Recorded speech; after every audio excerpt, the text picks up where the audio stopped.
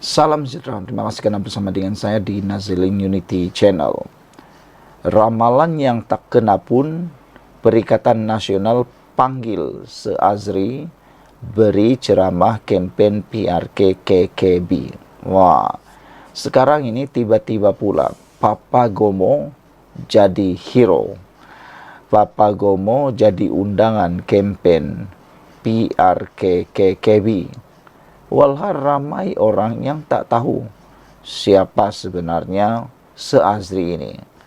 Bagi Anda yang masih tak tahu siapa Se-Azri ini, Se-Azri ataupun Papa Gomo itu ialah orang yang mendapat cemuhan apabila rata-rata mencemu kemunculan Papa Gomo atau nama sebenarnya Wan Muhammad Azri Wan Deris di pentas ceramah PN yang baru-baru ini ditahan polis kerana disyaki mengeluarkan kenyataan mengaibkan yang di Pertuan Agong. Yang peliknya, kata netizen, dia yang mengeluarkan kenyataan mengaibkan yang di Pertuan Agong, salahkan Anwar pula. Buat dulu, salahkan orang lain, kata netizen. Tang mana dapat gelaran Se-Azri ni? Kalau akal serupa orang yang tak bermoral, cakap merapu bagai orang tak siuman, menternak dosa lah, tulis Kuen 510 di ruangan Harapan Diri ini. Yang menghadap dia bercakap tu tak tahu ke dia bekas polis kena buang sebab rasuah. Jadi Papa Gomo ni menurut netizen adalah seorang bekas polis yang kena buang sebab rasuah. Korang yang belajar tinggi-tinggi sanggup dengar gebang. Orang belajar pun tak pandai, kata Marcelines. Dulu join PDRM trafik, lepas tu kantoi rasuah pau orang susah. Kemudian cuba berniaga baju cut up town. Sekarang tiba jadi hero orang Melayu lawan Anwar, ujar Lofi Ramli pula. Saudara-saudara sekalian, kita memang terkejutlah apabila Papa Gomo tiba-tiba dipanggil pula dalam kempen PRK KKB. Papa Gomo dengan ramalan kejatuhan kerajaan Madani yang tak kena pun, rupanya dipanggil memberi ceramah sempena kempen PRK KKB. Menerusi platform X, Mele DJs, Papa Gomo dikatakan yakin bahawa Perdana Menteri Datuk Seri Anwar Ibrahim sedang berada dalam ketakutan akibat kehilangan majoriti ahli Dewan Rakyat. Ini yang betul-betul membuatkan ramai netizen jadi bengang. Kata mereka, dari manalah Se-Azri ataupun Papa Gomo ini dapat idea yang mengatakan Datuk Seri Anwar Ibrahim dalam ketakutan akibat kehilangan majoriti. Siapa kata Anwar Ibrahim kehilangan majoriti? Bahkan sekarang dia lebih 2/3. Papa Gomo ni dah buat kerja rumah kah belum, kata netizen. Beliau mendedahkan sebelum ini pernah meramal kejatuhan Kerajaan Pakatan Harapan 1.0 pada tahun 2020 dan sekali lagi meramal jajaran baru politik UMNO PKR DAP pada tahun 2021. Pilihan raya kecil Dewan Undangan Kuala Kubu akan menjadi turning point kepada kesedaran dan penyatuan orang-orang Melayu ke arah perubahan sikit masa lagi, lapor Mele DJs. Terus menggunakan gelaran Se-Azri, Papa Gomo berkata demikian ketika berucap di Malam Solidariti Rakyat di Batang Kali malam tadi. Rata-rata mencemu kemunculan Papa Gomo atau nama sebenarnya Wan Muhammad Azri Wan Deris di pentas ceramah PN yang baru-baru ini ditahan polis kerana disyaki mengeluarkan kenyataan mengaibkan yang di Pertuan Agong. Sekian dulu untuk kali ini. Jangan lupa tinggalkan komen Anda, tekan butang subscribe. Salam sejahtera, terima kasih kerana bersama dengan saya di Nazilin Unity Channel. Pendedahan kali ini amat luar biasa. Kenaikan gaji yang diumumkan oleh Anwar Ibrahim baru-baru ini cukup menggembirakan seluruh rakyat Malaysia, khususnya para pejabat awam. Namun lain pula laporan daripada Harapan Daily ini. Nadanya cukup mengecewakan apabila laporan di berita ini menyebut sebagai Perikatan Nasional anggap kenaikan gaji berita buruk kepada pengundi Kuala Kubu Bahru. Tular sedutan ceramah seorang pemimpin muda Perikatan Nasional PN sempena pilihan raya kecil PRK Dewan Undangan Negeri Dun Kuala Kubu Bahru KKB berkenan isu kenaikan gaji penjawat awam. Ketua Pemuda Perikatan Nasional Wan Ahmad Faisal Wan Ahmad Kamal menyifatkan pengumuman Perdana Menteri berkenan isu tersebut sebagai berita buruk kepada pengundi-pengundi Kuala Kubu Bahru. Walaupun Perdana Menteri mengumumkan bahawa penjawat awam akan menerima kenaikan gaji 15% bukan esok tapi 1 Disember nanti, kata berita itu. 1 Disember nanti maksudnya iaitu kenaikan gaji akan masuk dalam belanjawan 2025. Apakah Datuk Seri Anwar Ibrahim rasa yakin beliau dapat luluskan belanjawan ini? Soalnya. Susulan itu rata-rata menyelar kenyataan Wan Ahmad Faisal yang juga ahli Parlimen Machang berkenan termasuk berpendapat dia seperti sudah habis modal untuk kempen di KKB. Pengguna TikTok Azura Manja pula menulis, ahli-ahli Parlimen Pembangkang heboh nak peruntukan tapi gaji kekitaan awam nak naik pun tak sokong, kata beliau. Tidak kurang juga yang menyifatkan kenyataan Wan Ahmad Faisal itu sebagai punca utama jika Perikatan Nasional PN kalah teruk dalam PRK Kuala Kubu Bahru pada 11 Mei nanti. 153 ahli Parlimen Kerajaan lawan 69 ahli pembangkang dah tentu lulus. Gagal mati-mati, kata netizen. Apalah susah sangat. Datuk Seri Anwar Ibrahim lebih bijak dari pembangkang untuk memastikan belanjawan 2025 akan diluluskan, kata netizen lagi.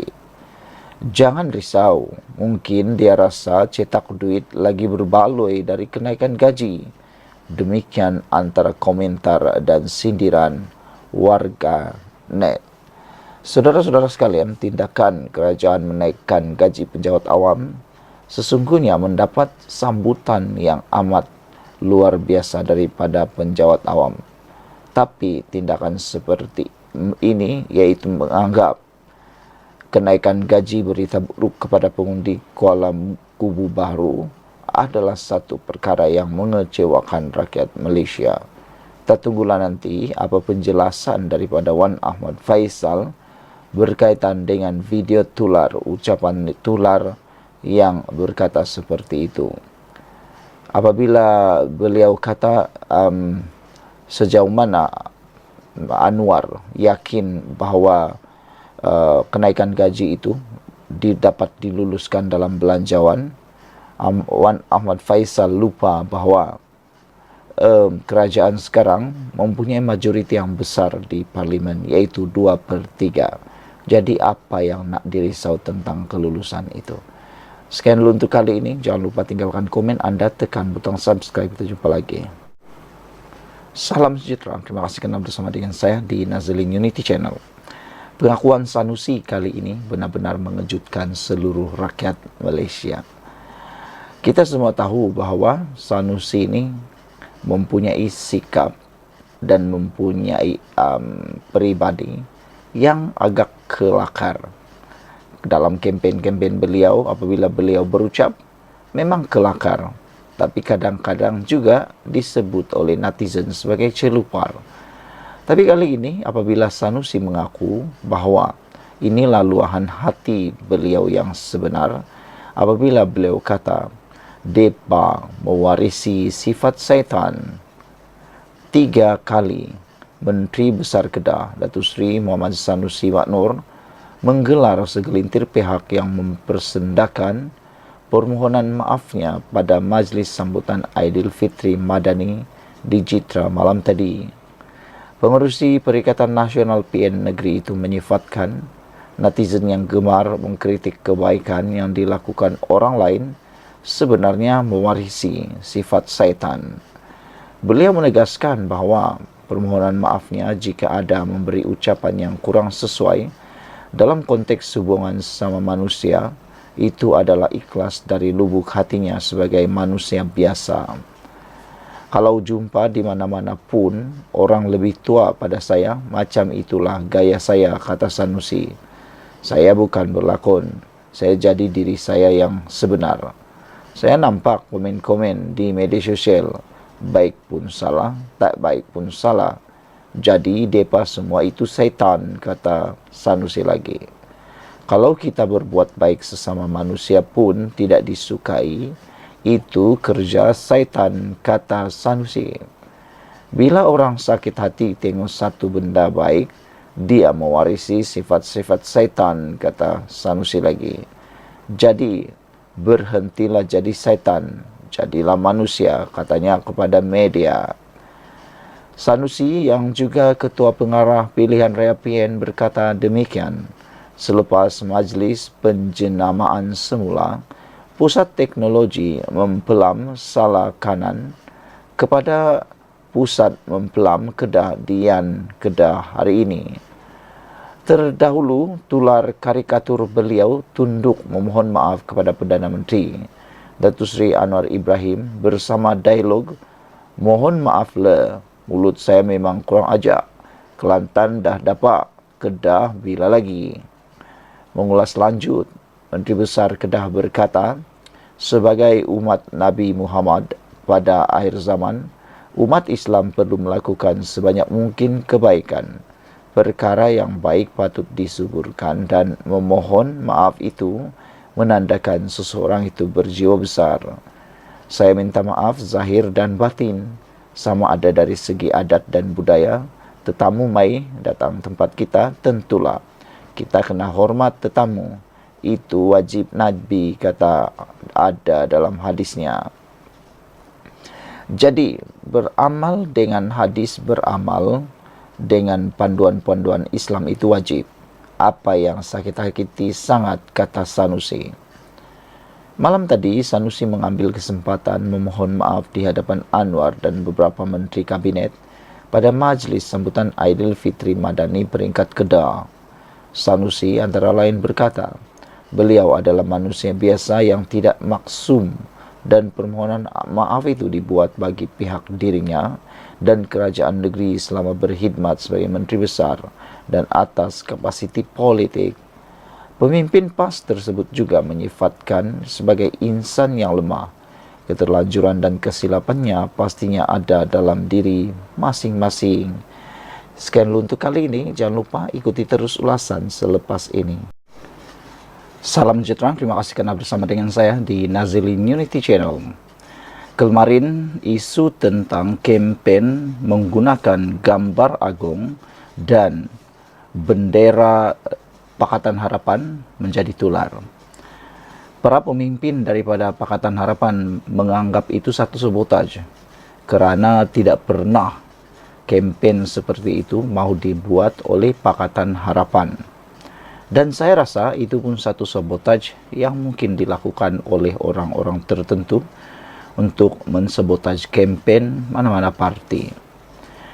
Oleh sebab itulah kita gembira apabila akhirnya dalang kepada kempen yang tidak bermoral itu telah ditangkap oleh polis. Rupa-rupanya dua lelaki ini yang menjadi dalang kepada kempen guna gambar agung tersebut. Dua lelaki tempatan telah ditahan susulan penggunaan gambar yang di-Pertuan Agong Sultan Ibrahim sebagai pelakat dan poster kempen pilihan raya kecil PRKKKBU baru petang semalam.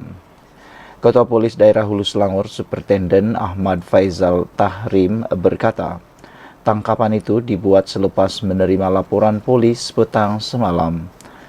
Hasil siasatan polis mendapati kenderaan pacuan 4 roda jenis Mazda berwarna hijau itu dinaiki dua lelaki warga tempatan. Kenderaan tersebut pula diletakkan gambar Yang di-Pertuan Agong dan Perdana Menteri ke-10, serta di belakangnya terdapat bendera Parti Pakatan Harapan, katanya dalam kenyataan di sini hari ini.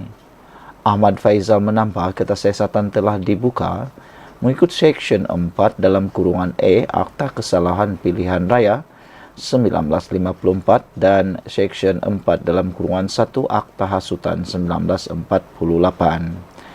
Kedua-dua mereka sudah direman selama 3 hari mulai hari ini hingga 7 Mei untuk siasatan lanjut mengikut Seksyen 4 dalam kurungan E Akta Kesalahan Pilihan Raya 1954 dan Seksyen 4 dalam kurungan 1 Akta Hasutan 1948.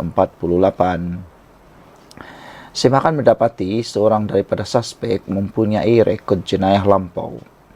Ahmad Faizal berkata, jika sabit kesalahan di bawah Seksyen 4 dalam kurungan E Akta Kesalahan Pilihan Raya 1954, mereka boleh dikenakan hukuman penjara tidak lebih 2 tahun atau denda tak lebih RM10.000 atau penjara atau kedua-duanya sekali. Manakala Seksyen 4 dalam kurungan 1 Akta Hasutan 1948 pula menetapkan denda RM5.000 atau penjara tidak lebih 3 tahun atau kedua-duanya, katanya. Beliau juga mengingatkan supaya parti politik supaya tidak memainkan isu sensitif menyentuh 3R, iaitu agama, bangsa dan raja, kerana boleh mewujudkan keadaan tidak harmoni dan ketidaktentraman dalam masyarakat. Saudara-saudara sekalian, tindakan meletakkan gambar Sultan Ibrahim pada kenderaan kempen seolah-olah memberi gambaran bahawa Yang di-Pertuan Agong terlibat dalam politik menyokong calon Pakatan Harapan apabila gambar Yang di-Pertuan Agong dan bendera Johor digunakan dalam kempen PRK tersebut. Saudara-saudara sekalian, perkara ini telah pun dinafikan keras oleh Pakatan Harapan. Pakatan Harapan tidak pernah menggunakan kempen itu maupun mengarahkan sesiapa pun melakukan seperti itu. Jadi kita bersyukur kerana polis telah pun menangkap 2 individu ini yang telah menjadi dalang kepada kempen guna gambar Agong. Sekian dulu untuk kali ini, ikuti terus ulasan selepas ini.